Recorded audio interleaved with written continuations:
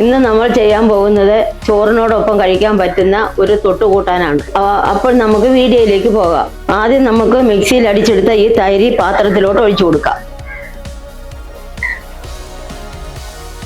അടുത്തത് നമുക്ക് carrot grate ചെയ്തത് ഇതിൽ ചേർത്ത് കൊടുക്കാം. പച്ചമുളക്, ഇഞ്ചി, കുറച്ച് കറിവേപ്പില, കുറച്ച് ഉപ്പും കൂടെ ചേർത്ത് കൊടുക്കാം. പിന്നെ ഇത് നല്ലതുപോലെ ഒന്ന് ഇളക്കിയെടുക്കാം.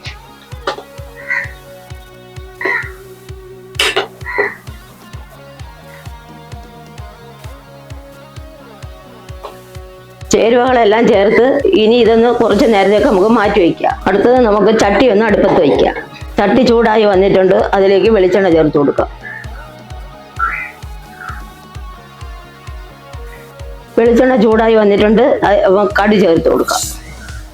കടുക് പൊട്ടി വന്നിട്ടുണ്ട്. അതിലേക്ക് നമുക്ക് മുളക് ചേർത്ത് കൊടുക്കാം. കുറച്ച് കറിവേപ്പിലയും കൂടെ ചേർത്ത് കൊടുക്കാം.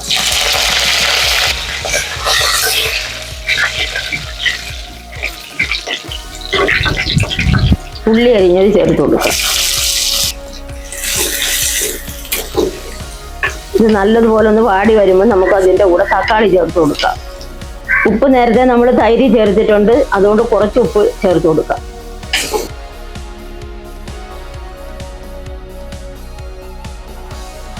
ഉള്ളിയൊക്കെ ഒന്ന് വാടി വന്നിട്ടുണ്ട്. അതിലേക്ക് നമുക്ക് തക്കാളി ചേർത്ത് കൊടുക്കാം.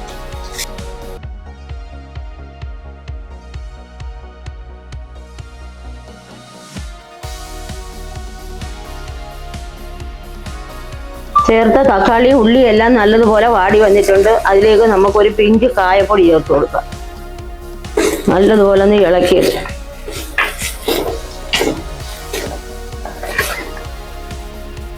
നന്നായിട്ട് വഴറ്റി എടുത്തിട്ടുണ്ട്. ഇനി നമുക്കത് തൈരിലോട്ട് ചേർത്ത് കൊടുക്കാം. ഇനി നമുക്ക് എല്ലാം ചേർത്ത് വെച്ച തൈരിലോട്ട് വാട്ടി ഇത് കോരി ഇടാം.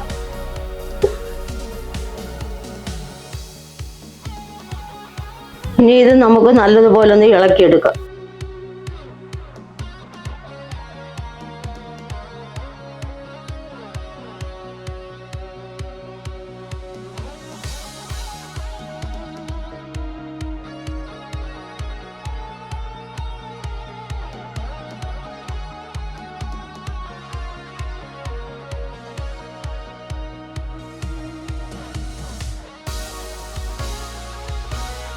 ചോറിനോടൊപ്പം നല്ല രുചികരമായി കഴിക്കാൻ പറ്റിയ തൊട്ടുകൂട്ടാനാണിത്. അപ്പോൾ ഇത് എല്ലാവരും വീട്ടിൽ തയ്യാറാക്കി നോക്കുക. ഇഷ്ടമായെങ്കിൽ എന്നെ അറിയിക്കുക. അപ്പോൾ അടുത്ത ഒരു റെസിപ്പിയുമായി നാളെ കാണാം.